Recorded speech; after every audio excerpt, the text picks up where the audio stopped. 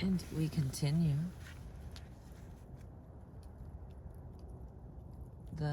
Could oligarchic Greece have thrived without slavery? Could the philosophers and citizens attending to their businesses and that of the state ever have arisen without such a lower class doing the work? Plato owned 50 slaves, and households with 10 or more bondspeople were common. Going about town or on long military campaigns, Athenian gentlemen always took along a slave or two. Quite likely, slaves outnumbered free people in the 5th and 4th centuries BCE, probably numbering 80,000 to 100,000 in Athens alone. Multitudes of enslaved women worked primarily at household tasks, providing services that could be sexual, medical, and domestic, while male slaves, skilled and unskilled, labored in the fields, on board ships, and in industrial workshops. Athens used an enslaved Scythian police force, numbering between 300 and 1,000, where Scythians were known as skilled archers. The slave trade worked like this, as noted. The Black Sea line of supply began with barbarian chiefs, whose endless warfare steadily drove refugees onto the market, where chiefs sold them to Greek slave traders for luxury goods like wine and clothing. There is a coyote with us at our car-sized bonfire. He's been right over there. He's got my wily dog in a tizzy, but I keep thinking maybe he'll get close enough to where we can actually see him or her, whatever the yote is.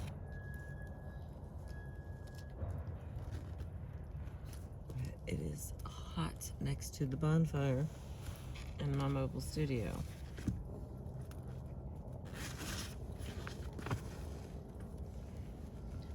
Now, I got a little choked up, so I couldn't finish all of chapter 1, so that's what we're doing here, and then I'll get us into chapter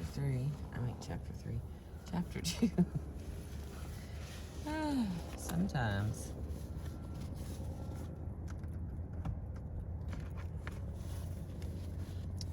All right.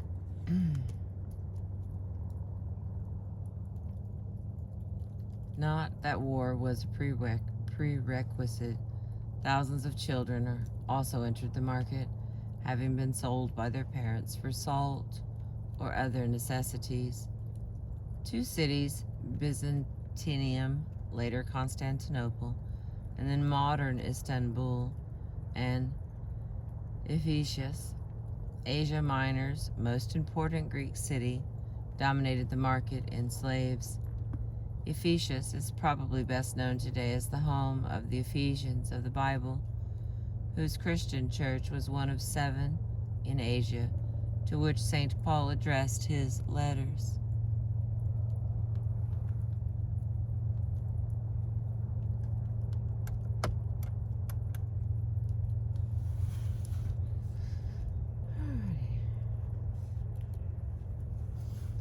No shame attended this brutal business.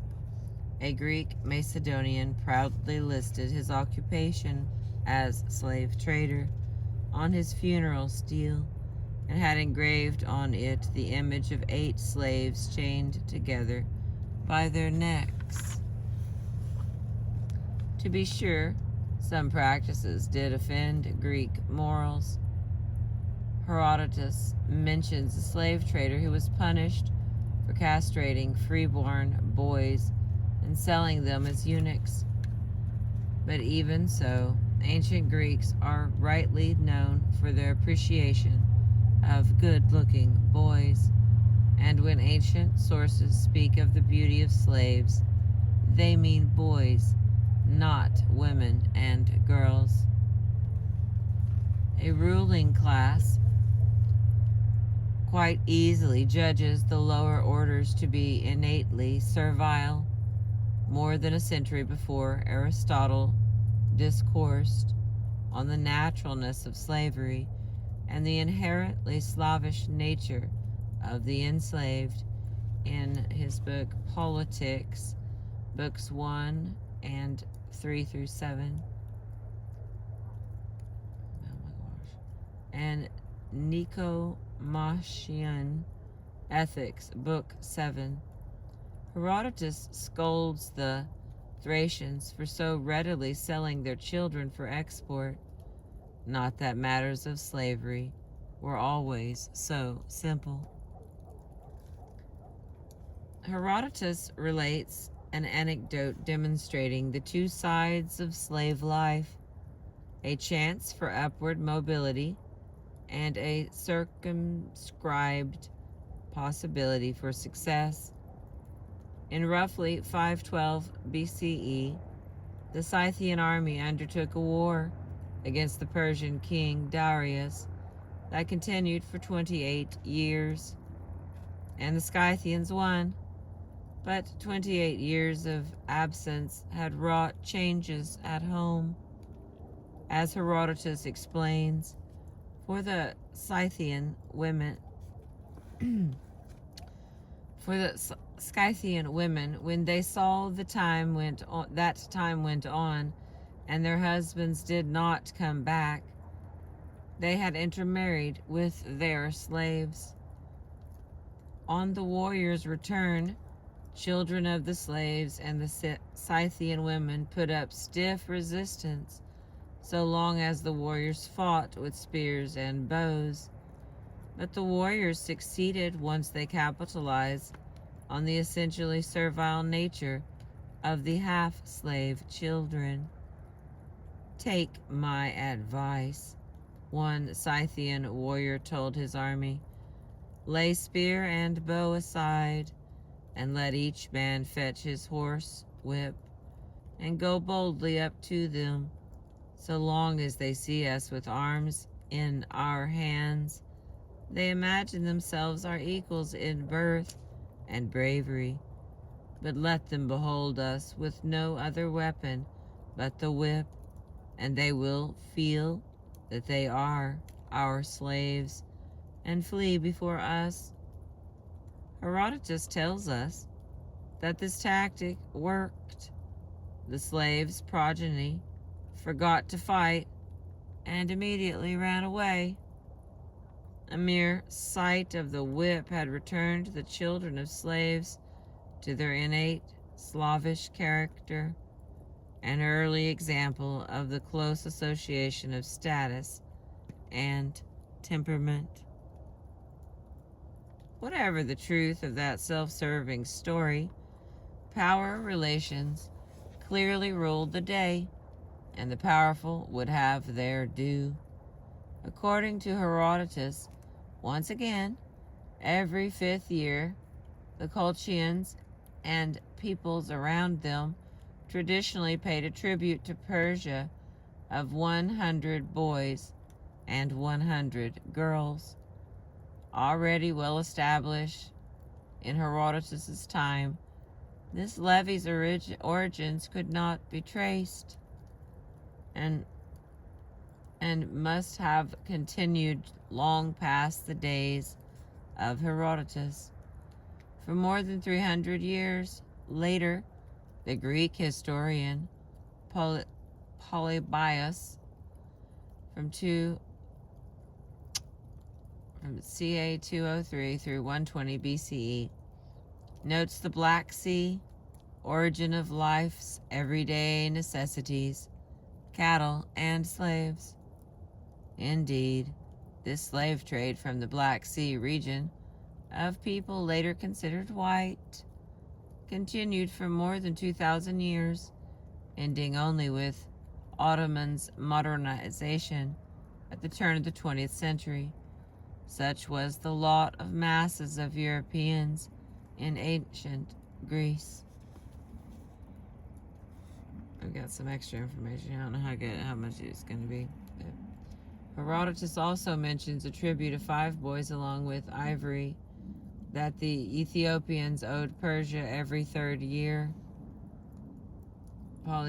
Polybius' idea about governmental checks and balances inspired drafters of the Constitution of the United States. The next, the white slave trade in laborers. The white slave trade in laborers and sex trade workers from Eastern Europe, the Balkans, and the Ukraine, now into Western Europe and the United States, reappeared in the 1990s after the fall of the Soviet Union deprived these regions of overweening state power and its police protection. Okay, we made it through. That was the end of 1. I have been trying to get a fire that I can film, and tonight there was a giant bonfire, and there's lights of the city behind us. So I'm going to continue to read and see how far we can get together. We being me and you, not that mouse in my pocket. This chapter is Romans, Celts, Gauls, and Germani.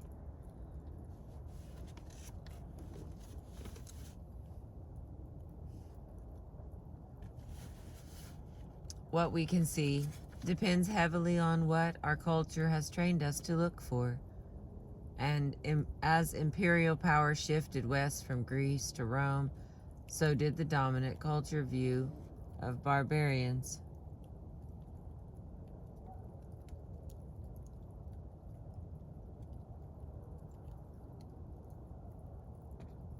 I can still hear the coyote.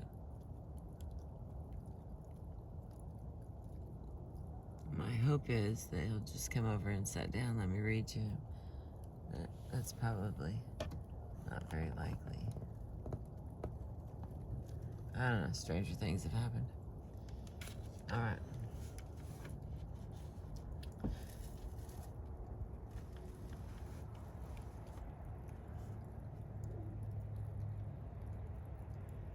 What we can see depends heavily on what our culture has trained us to look for. As imperial power shifted west from Greece to Rome, so did the dominant culture's view of barbarians. Greek servants continued to investigate the world out of fairly pure intellectual curiosity, while from around the time of the birth of Christ, Roman generals concentrated on practical knowledge for their own purposes of warfare and conquest. Roman armies reached the Atlantic Ocean and the English Channel between the first centuries BCE and CE, encountering for the first time Western barbarians on their own turf. Moving north and west, Romans began to separate, to name and to define Gauls and Germani from among the Western peoples the Greeks formerly had vaguely lumped together as Celts. Not that any names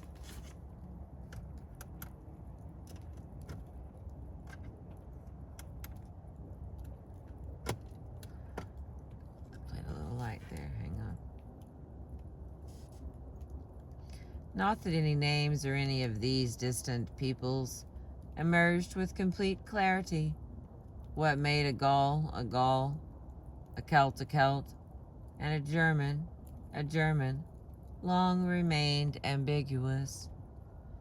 The Germani first came into Roman view in the 70s or 60s BCE, as Roman scholarship was beginning to replace the Greeks, and when the most learned man of his time, the Greco-Roman Stoic philosopher Posidonius of Rhodes from ca 135 through 51 BCE bestowed that name on all the northwestern barbaric tribes beyond Roman control, even within the Roman homeland. The Spartacus slave revolt of 73 through 71 BCE in the region of Naples, Italy, revealed that popular recognition of northern slave identities. Spartacus himself hailed from the traditional source of ancient slaves, Slavic Thrace, now in neighboring regions of Bulgaria, Greece, and Turkey. But Romans further discerned relatively new slave identities. Among the 200 or so insurrectionary slaves, Romans recognized gangs they termed either Gauls or Germans.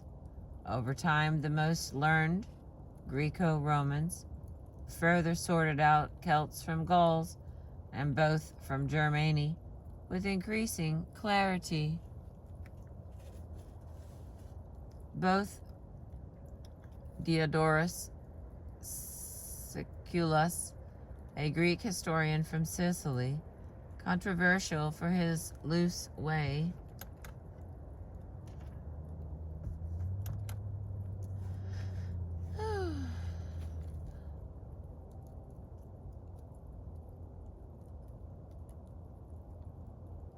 I hear you.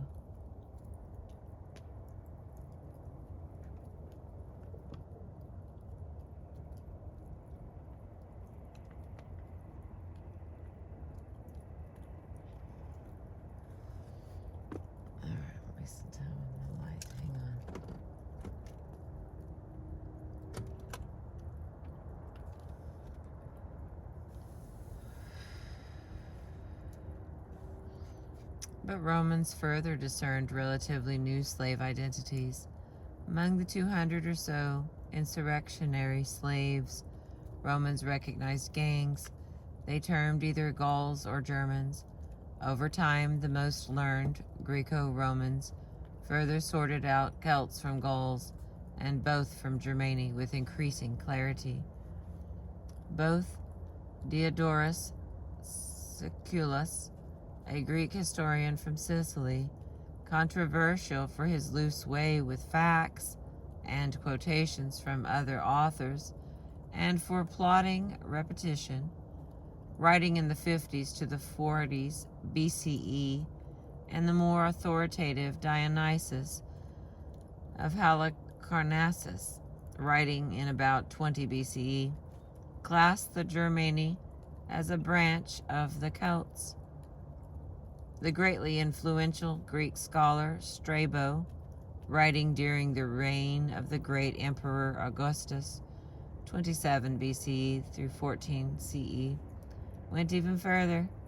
Strabo saw the Gauls as a kind of double-distilled Germani, surveying all the peoples known to the Greeks and Romans. His 17-volume Geographica, from 7 BCE through 23 CE, repeats a description that by this time had become commonplace. The whole race, which is now called both Gaelic and Galactic, is war-mad, and both high-spirited and quick for battle, although otherwise simple and not ill-mannered. As for their might, it arises partly from their large physique and partly from their numbers. They are all fighters by nature.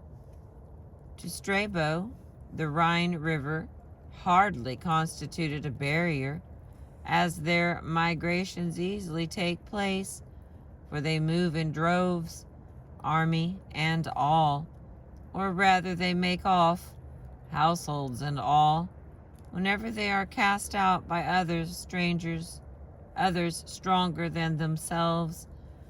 The wealthy, well-educated Strabo, also from western and modern Turkey, thus lumps the Gaelic and the German peoples together, according to physique and culture.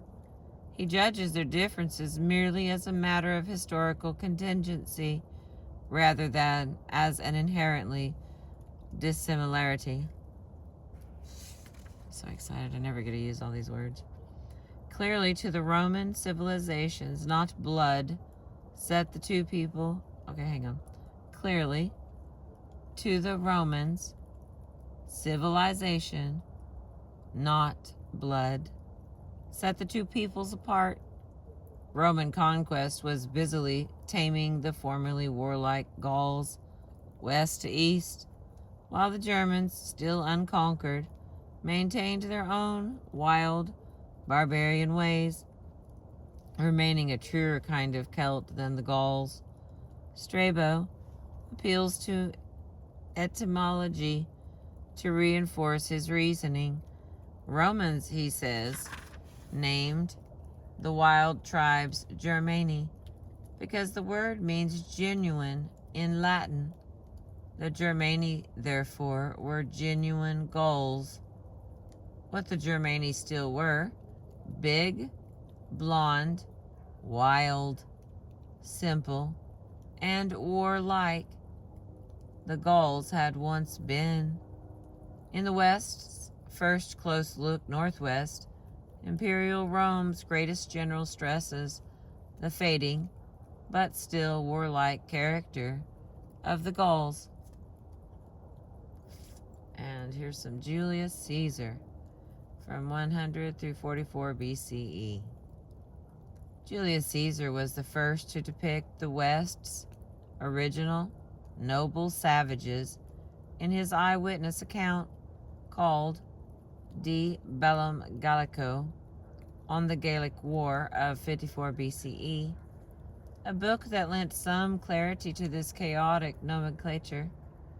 On his way to vast imperial power, Caesar spent 9 years in the wilds beyond the Roman province we call province.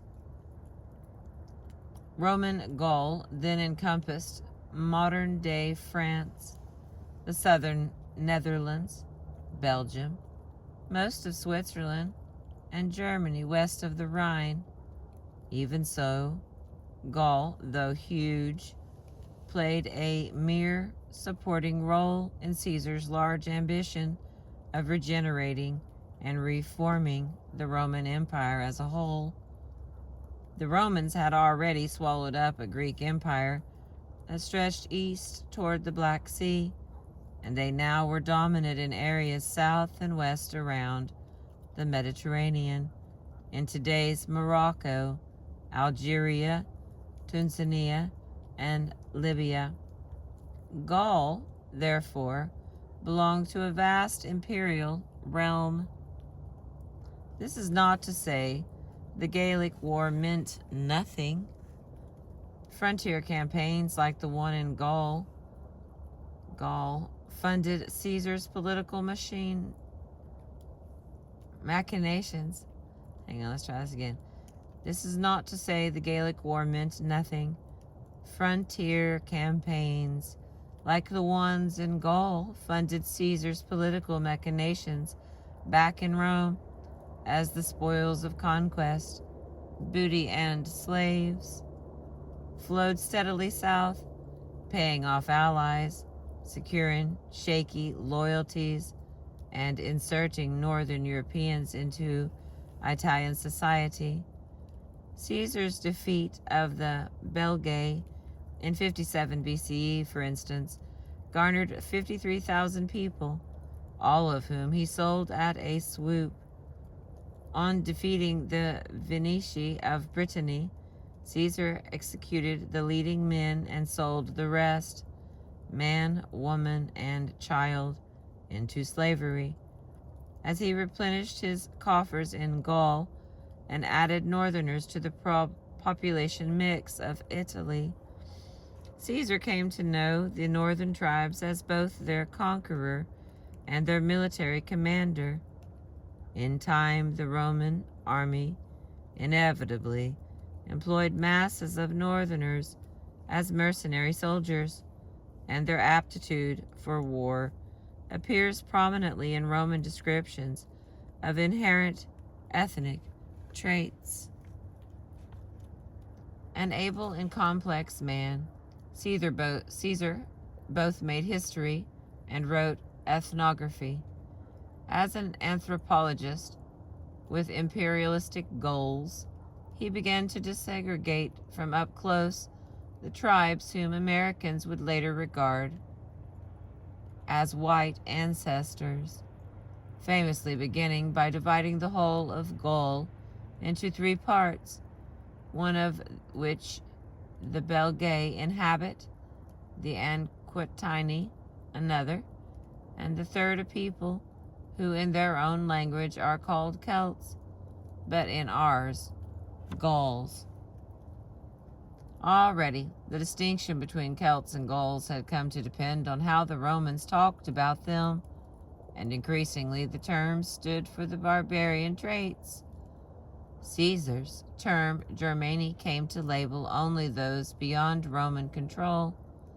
The Belgae, barbarians within Roman Gaul, introduced a little more complexity, however, for they had originally been Germani. Thus, and somewhat messily, the term Germani prevailed as a name for the tribes living on the north of the Roman Empire from around the 1st century BCE and 6 centuries onward. For Roman purposes, politics and warfare defined ethnic identities. Caesar's classic Gallic War remains true to its title in both its stress on war and its respect for the considerable military prowess of the Gauls, to which he repeats a defining chorus: "There was slaughter everywhere." Massive slaughter ensued. Massive slaughter followed. It seems the defeat of such valiant barbarian warriors demanded massive slaughter, for the Gauls put up a very good fight, if not a shrewd one. The Gauls are impulsive and sudden in their decision-making, Caesar notes. Indeed, the big, tough Gauls indulged in some foolish overconfidence when initially encountering the smaller, shorter Romans. For the main part, Caesar says, Gauls are very tall and hold our slighter build in contempt. Size counted for only so much on the frontier, however, and Gallic bulk went down to defeat before Roman tactical skill. Book 7, the last and longest chapter of the Gallic War, chronicles the great revolt of Caesar's most formidable Gallic opponent, Vercingetorix, d. 46 BC. Although Caesar ultimately defeated Vercingetorix in 52 BCE, he credits him with waging an epic struggle for the liberty of his tribe. The whole of Gaul was united in the desire of restoring liberty and their former reputation for warfare. Such heroic tales have a long life, and in the figure of Vercingetorix, Book 7, gave 19th and 20th century French nationalists their ancestral warrior hero, the great Gaul of Nos ancestres los Gaulios, our ancestors, the Gauls, a phrase dating back to the 16th century. Not only is there the famous French cigarette Gaulios, but also, and more tellingly, the Asterix French comic books have depicted the adventures of the fictional, fun-loving Gallic warrior Asterix for more than half a century. Since their debut in France in 1959, Asterix comic books have been translated into 100 languages. Their hero-inspired creation of the amusement park Asterix, just outside Paris, which opened in 1989 and gave a name to the first French satellite, launched in 1965, Asterix 1. It might be said that the story of Vercingetorix and his Gauls reverberates through history, but not solely in France. Caesar's Gallic War also foreshadows and parallels chapters in the history of the United States, in which U.S. Americans play Caesar's imperial role. Readers of American history can draw parallels between Caesar's War of Conquest and the Indian Wars of North America, with Gauls cast as Indians and Vercingetorix as the Seneca chief Pontiac, the Apache chief Geronimo, or the Lakota Sioux chief Sitting Bull at Wounded Knee, all valiant, but all defeated. More to the point in the present undertaking, however, Caesar's Gallic War introduced the tribes of the ancient Germans and Britons.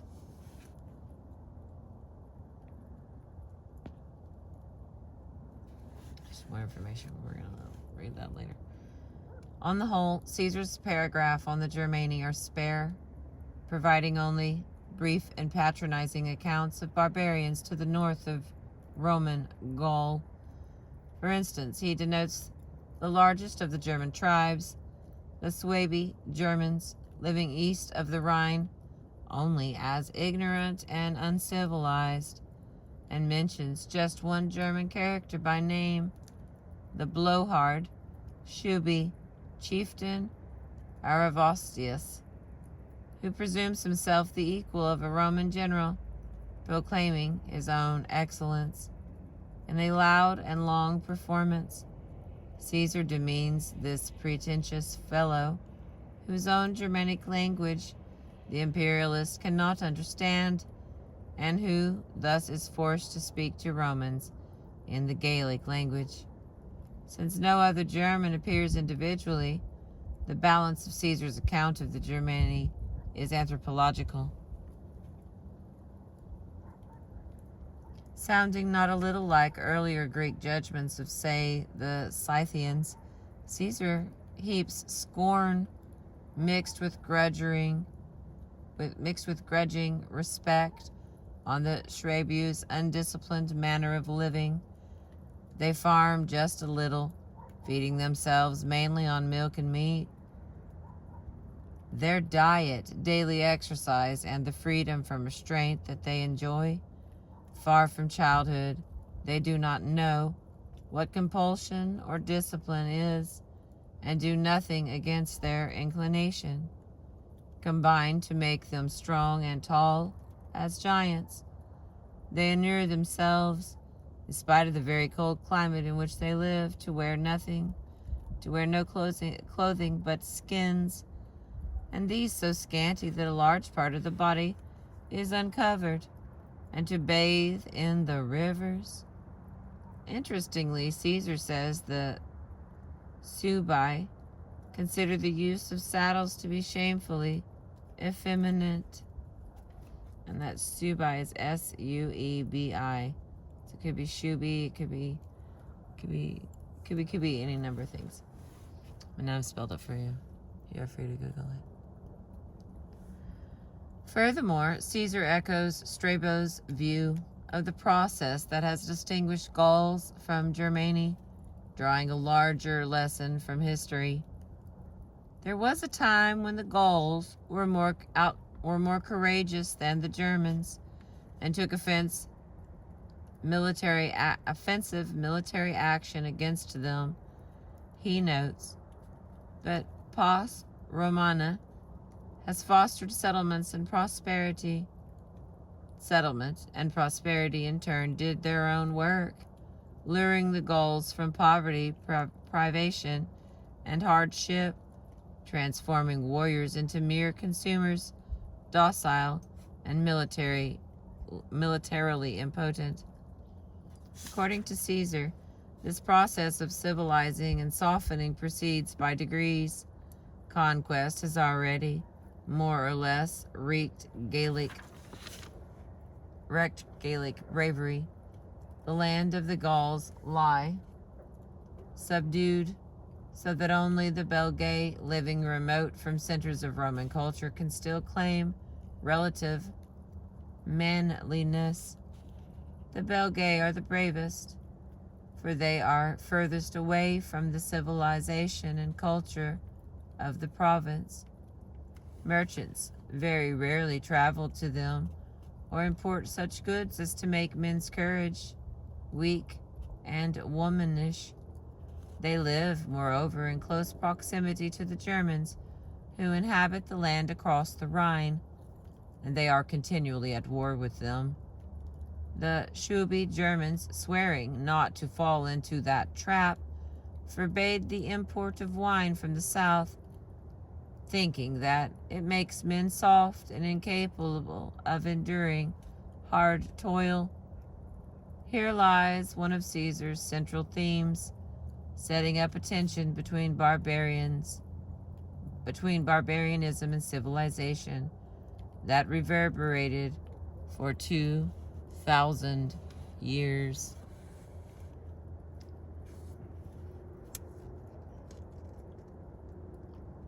Okay, this says constructed from Caesar's book. Okay, of course, Caesar did not speak in terms of race, a discourse invented many centuries later. But in the 19th century, when race talk ruled, his descriptions of the Germans served theorists searching for immutable Teutonic traits, Teutonic. Looking backwards, they magnified the differences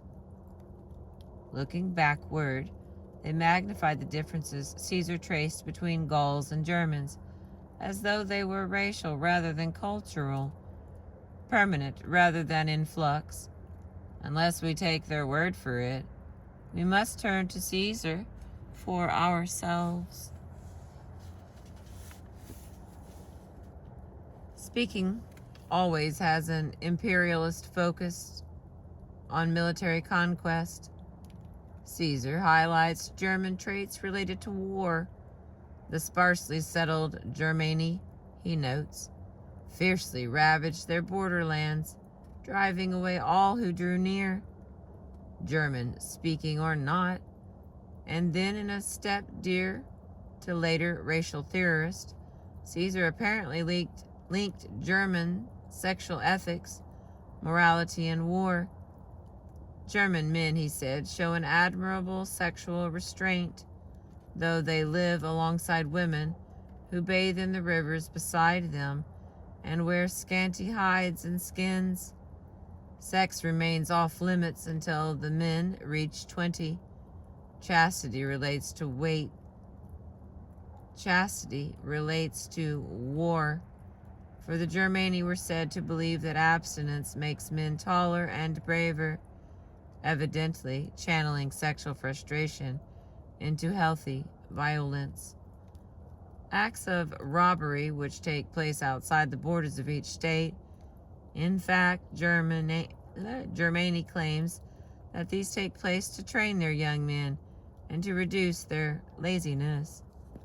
Others of Caesar's comments fit poorly into the lore of Teutonists. Consider the central role of women in war. As soothsayers, Caesar notes, women decide when to wage war, and once an enemy is engaged, women and children accompany their warriors into the field to bolster their bravery. Latter-day Teutonists made war a strictly characteristically masculine affair. Wow. They just took the whole family to war. Well, I mean, why not? But what? You know, like, what? All right. Caesar's was also the first direct Roman report regarding the people of Britain. He obviously knew more about Germany than about Britons, but his lack of knowledge hardly prevented him from describing and judging those people across the Channel. He had visited only the coast of southeast Kent and the mouth of the Thames.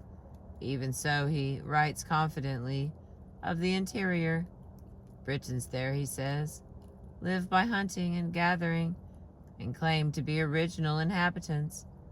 They eat meat and milk, dress in skins, and dye their bodies blue with woad, which makes them appear more frightening in battle. They have long hair and shave their bodies, all except for the head and upper lip. And then there is again sex. In contrast to the Germans' abstinence, in Britain, groups of 10 or 12 men share their wives in common, particularly between brothers or fathers and sons. Any offspring are held to be the children of him to whom the maiden was brought first. All along, Britons contrast poorly with Belgic immigrants from the west bank of the Rhine who had supplanted the natives on England's southern coast and gone on to live quite civilized lives, farming peacefully, like the Gauls, only a day's sail away on the mainland. Caesar's Gallic War endures as the pioneering and primary description of ancient Gauls and Germani. Its information, as we have seen, ranges widely, and it inspired those who followed through the centuries. Well into the 1800s, the Gallic War was cited as the source of what then seemed immutable truth, the notion of the River Rhine as a dividing line between permanently dissimilar peoples. Regrettably, this notion distorts Caesar's views, transforming what he saw as manifestations of conquest and commerce into inherent racial difference. During Caesar's own time, the Rhine was not yet thought to separate peoples according to essential differences.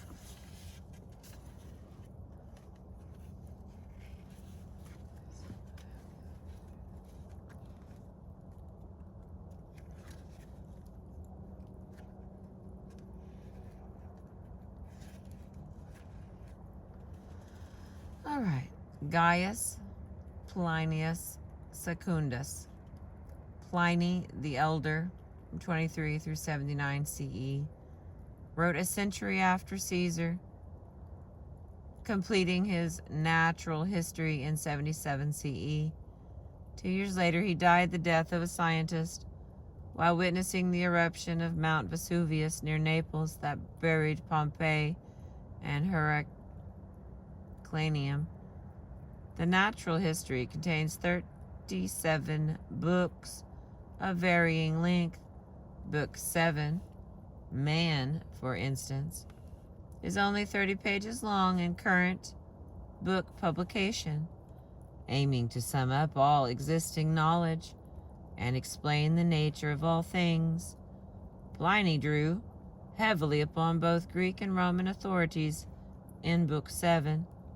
Pliny praises Julius Caesar as the most outstanding person in respect of his mental vigor. To this accumulated knowledge, Pliny added the fruit of his own military experience in Germany from 46 CE. The result is an extravagant, entertaining, and comprehensive work of 600 plus pages, all told in English translation. Like most ancient and medieval scholars, Pliny divides the earth into 3 parts, Europe, Asia, and Africa, and begins, as might be expected, with Europe. His Roman Europe, the, quote, nurse of the people who have conquered all nations, and by far the most beautiful regions of the earth, end quote, occupies at least half the world. Again, as might be expected, he deems his native Italy the best place in the universe, ruler and second mother of the world, and the most beautiful of all lands, endowed with all that wins nature's crown. Without a doubt, the gods themselves had chosen Italy to unite and civilize the world, to become the sole parent of all races throughout the world. Pliny's Book 7, focusing on humankind generally, includes Scythians and the now better known Germani. They are cannibals all. The Transalpine tribes of Germany, for example, are depicted as a brutal bunch practicing human sacrifice, which is not far short of eating human flesh. While out to the east, some Scythian tribes, indeed a large percentage of them, feed on human bodies, picking up on his forebears, Hippocrates and Herodotus. Pliny locates the Scythian cannibals 10 days' journey north of the river Borysthenian, the Dnieper.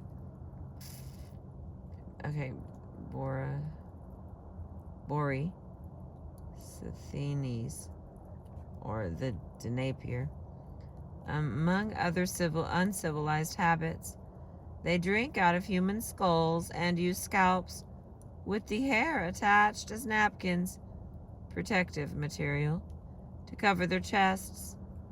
Moving ever further east and south, 13 days, travel beyond the Dnieper. The Soromate, or Amazons, still live, eating only every 2 days. Next to them can be found the Armasapi, a people noted for having one eye in the middle of their forehead. There are also certain people born in Albania with keen-sighted, grayish-green eyes, bald from childhood. They see more at night than during the day. Indeed, Pliny's catalog of humankind includes an amazing number of freakish peoples. In addition to the one-eyed folk, it describes others who grow a foot so big they pull it over their heads for shade from the sun. Still others come into the world with heads like those of dogs. So strong were Pliny's fantastic notions that over 1,000 years later, medieval English texts show these monstrous peoples as illustrating several varieties of mankind. And there's some figures here. Monstrous peoples, Cyclops, and the dog head, which is the Cyopod, and the Panoti. That's something by C.S. Lewis. It looks like the note in the side here. The thrilling notion that monstrous people existed out there in the wide, wide world survived well into Enlightenment science. Carlos Linnaeus, I know that word. Carolus Linnaeus, the 18th century father of taxonomy, invented a revolutionary system that laid a durable groundwork for the naming and classifying of plants and animals. Yet even this scientific pioneer included a category of monstrous people in his classic work, Systema Naturae, and monsters remained part of the accepted scientific view of humanity until Johann Friedrich Blumenbach disproved their existence in his PhD dissertation of 1775. It says a great deal about the intellectual inertia of medieval Western society that the notions to be found in Pliny's Natural History held on for 1,500 years. Eventually, of course, Pliny's encyclopedia faded into obscurity as Europeans began to learn more of the world. Meanwhile, a work contemporaneous to Pliny's passed muster as scientific truth among white race theorists well into our times. Early in his illustrious writing career, the Roman historian Cornelius Tacitus, 56 after 117 CE, wrote a short book entitled De Origine et Situ Germanorum, known commonly as Germania, 98 CE. Okay, we got a little special thing here. Tacitus' text occasionally served German nationalism beginning in the 15th century, but it really gained currency during the 19th century decades of German unification and 20th century pan-Germanism. Notions of German racial purity continue to turn up nowadays on white nationalist websites such as that of the Aryan nations.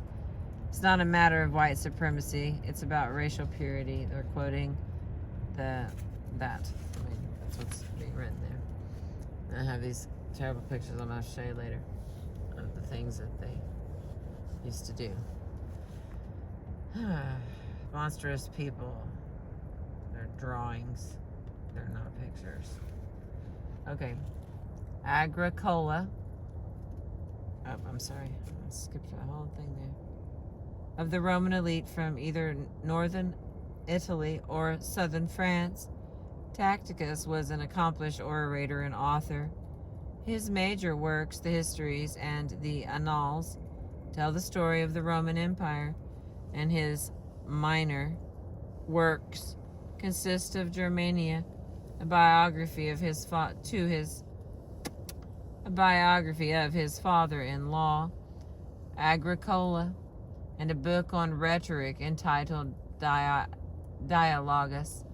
With the end of antiquity, Tacitus' more important works lost currency, but within the history of white people, his reputation rests on Germania, more precisely on a myopic interpretation of Germania's pronouncements on German endogamy. Like Caesar, whose work he echoes, Tacitus draws a line between tamer Gauls west of the Rhine and wild Germany to the east, recognizing the importance of migration and conquest. Tacitus agrees with Caesar that the term Germania is of recent coinage. Tacitus explains, in phrases now quite confusing, that since those who first crossed over the Rhine and drove out the Gauls, and now are called the Tungri, were at that time called Germani, thus the name of a tribe and not of a people gradually became dominant, with the result that they were all called Germani, at first by the conquered from the name of the conquerors because of fear, and then once the name had been devised also by the Germani themselves, distinguishing in some mysterious fashion between tribes and peoples. Tacitus is saying here that a tribe called Germani migrated into the territory of people whom the Romans once called Gauls, but now call Tungri, and conquered them. All of them came to be known as Germani. This garbled explanation may not illuminate what happened, but it does show how migration, conquest, and historical change influenced the outline of an ethnic category. For Tacitus, as for the divine Caesar, warfare is uppermost in the mind, as barbarian warriors continue to serve widely in armies of the Roman Empire. Tacitus also remembers the Gauls of former times as powerful enemies, but now firmly conquered. They settled and civilized. They are settled and civilized, habituated to Roman delicacies like wine. The Gauls have lost their bellicose masculinity and tipped toward effeminacy.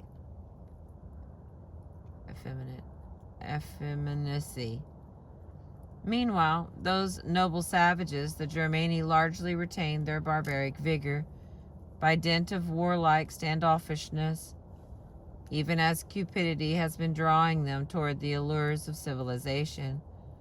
They take particular pleasure in the gifts of neighboring tribes, sent not only by individuals, but also by whole communities. Choice horses, splendid weapons, ornamental discs, and torques. We have now taught them to take money also. German men constantly bear arms, for warfare represents their coming of age and their citizenship. Whenever they grow sluggish from sustained peace and leisure, privileged young men pick fights. It is through fighting, not trade or politics, that they accumulate prestige and support a large body of free and enslaved retainers. To drink away the day and night disgraces no one. Brawls are frequent, as is normal among the intoxicated, and seldom end in mere abuse, but more often in slaughter and bloodshed. Here, Tacticus spies weakness and a foolproof means of vanquishing German warlords. If one indulges their drunkenness by supplying as much as they long for, they will as soon succumb to vices as to arms. Even so, conquest of the Germani is not a likely prospect, according to Tacticus, who etches the Roman Empire's political boundaries more deeply than Caesar, and highlights the uniqueness of the Germani off on the empire's far eastern side. Moreover, Germani downplays many differences within German tribes and instead pronounces the liberty and warfare characteristics of all small-scale societies as inherently Germanic traits. Thus, the failure of the Romans to subdue the Germani flows not from Roman shortcomings, but from a particularly German virility, perhaps their avoidance of the vices of civilization, or their sexual abstinence and its attendant potency, protects them from conquest. These qualities, as they appear in Germania, warfare, masculinity, and barbarism, lie at the base of modern ethnogender stereotyping. Looking back, we may find it puzzling that both Tacticus and Caesar critique the effects of Roman culture. After all, the vast Roman Empire lasted some 500 years and laid the linguistic, legal, architectural, and political foundations of the Western world. How could eminent citizens of this great empire squeeze out admiration for the dirty, bellicose, and funny-looking barbarians to the north?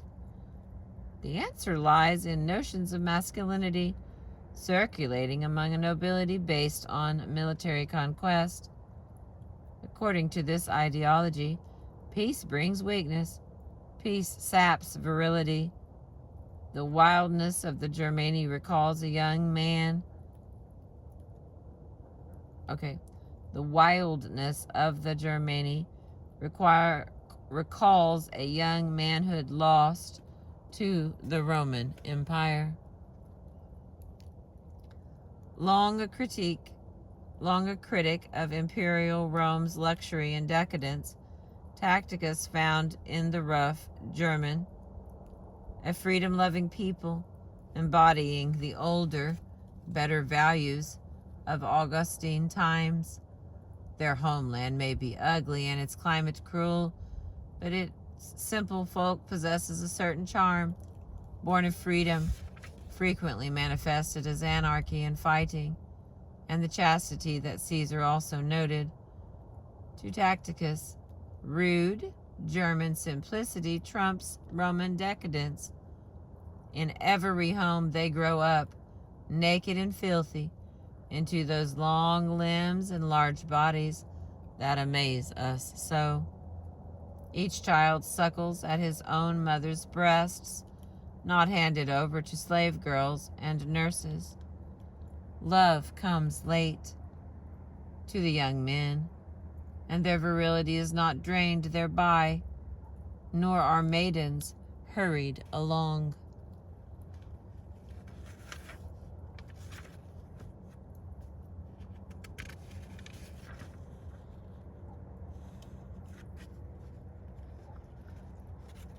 All right, I'm going to make a stop again, and I'm going to continue with another page and a half before I go into 3, because we're at an hour and our fire is getting dim, and I am thankful for every bit of this fire. I literally have been asking the universe for a fire that I can film, and lo and behold, there's a public bonfire that, like a big hole in the ground, bigger than my vehicle. So thank you for letting me read to you. This has been whatever I said it was. I'll type it in because I'm tired. I appreciate you.